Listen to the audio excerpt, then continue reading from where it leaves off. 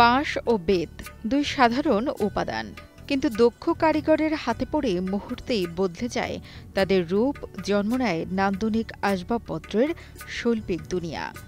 খাট থেকে শুরু করে ডাইনিং টেবিল, চেয়ার, আলনা, ড্রেসিং টেবিল কিংবা সোফা সবই বাঁশ ও বেতের সংমিশ্রণে দক্ষ হাতের ছোঁয়ায় তৈরি হচ্ছে মৌলভীবাজারের কমলগঞ্জের বড়চেগ এলাকার উদ্যোক্তা আমির হোসেন সিরাজের কারখানায়।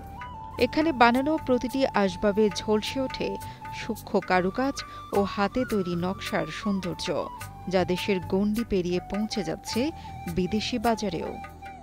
এই সিরাজ কুটির শিল্পের যে নকশা, তারা বাঁশের সামগ্রী তৈরি হয়েছে, এটা দেশে বিদেশের লোকজন এসে ভিড় করে এটা নিয়ে যায়। এবং আমরা মনে করি এই সিরাজ কুটিরগুলোকে যে সরকারি সহায়তা দেওয়া হয় এবং এখানে যদি আরও প্রশিক্ষণের ব্যবস্থা করা হয়, আবার এখানে অনেক উদ্যোক্তা দেবে।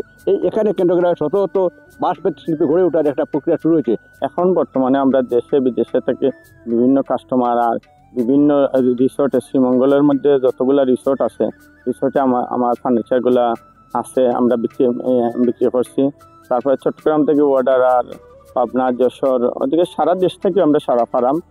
দেশের বাইরে আমরা ফার্নিচারগুলো আমরা বিক্রি করতে পারলাম।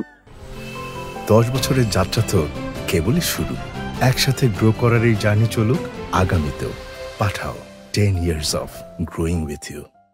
একসময় বিয়ে বাড়ির সাজসজ্জায় হাতের জাদু দেখাতেন সিরাজ।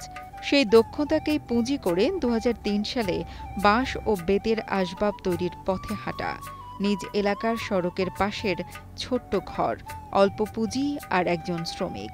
এই সামান্য শুরুই আজ তার ভাগ্য বদলে দিয়েছে। পাহাড়ি বাঁশে তৈরি তার আসবাব এখন অনলাইনে জনপ্রিয় ব্র্যান্ড। বছরে বিক্রি হচ্ছে লাখ লাখ টাকার মালামাল। এখানেই কর্মসংস্থান হয়েছে গ্রামের 10 থেকে 15 যুবকের, যারা এখন স্বপ্ন দেখছেন নিজের ভবিষ্যতের। সোফা, পালং, চেয়ার, তারপরে টেবিল সবগুলা বানাইয়া বিভিন্ন বাইরে দেশে যায়। এগুলা দিয়ে আমরা ভালো একটা ইনকাম। মানুষের ইচ্ছে শক্তি থাকলে অসাধ্যকেও সম্ভব, সিরাজ তা প্রমাণ করেছেন। তার হাতে তৈরি বাঁশ ও বেতের আসবাব এখন দেশের নানা অঞ্চলে ছড়িয়ে পড়ছে। সরকারি সহযোগিতা না থাকলেও ব্যক্তি উদ্যোগেই তিনি কুটির শিল্পকে টিকিয়ে রেখেছেন। স্থানীয় প্রশাসন এবার উদ্যোগ নিয়েছে সিরাজের সফলতাকে বৃহত্তর সিলেট অঞ্চলে ছড়িয়ে দেওয়ার জন্য।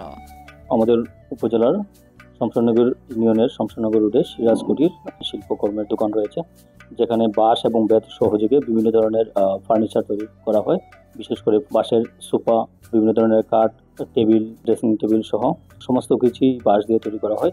দেখতে অনন্য সুন্দর এই জিনিসপত্রগুলো বাংলাদেশের বিভিন্ন জেলা থেকে পর্যটক প্লাস সংশ্লিষ্ট ব্যবসায়ীরা এসে কিনে নিয়ে যায়। সে একই সাথে নিজের কর্মসংস্থানের পাশাপাশি প্রায় 15 থেকে 20 জন যুবকের কর্মসংস্থানের ব্যবস্থা করেছে। আমরা উপজেলা প্রশাসনের পক্ষ থেকেও তাকে সার্বিক সহযোগিতা করে যাচ্ছি। আমরা চাচ্ছি যে এই শিল্পকর্মটিকে আমাদের উপজেলা তথা জেলার সমস্ত যুবকদের মধ্যে ছড়িয়ে দেওয়ার জন্য। শখের বশে বাঁশ ও বেত দিয়ে কাজ শুরু করে সিরাজ এখন সফল উদ্যোক্তা। কমলগঞ্জে তৈরি এসব শৌখিন জিনিসপত্র মৌলভীবাজারে আগত পর্যটকদের কাছে দারুণ আকর্ষণীয় হয়ে উঠেছে। সরকারি পৃষ্ঠপোষকতা পেলে এ শিল্প শুধু দেশের মধ্যে নয়, রপ্তানিতে বিশেষ অবদান রাখতে পারে। সালাউদ্দিন শুভর পাঠানো তথ্য ও ভিডিও চিত্রে ডেস্ক রিপোর্ট, কালের কণ্ঠ।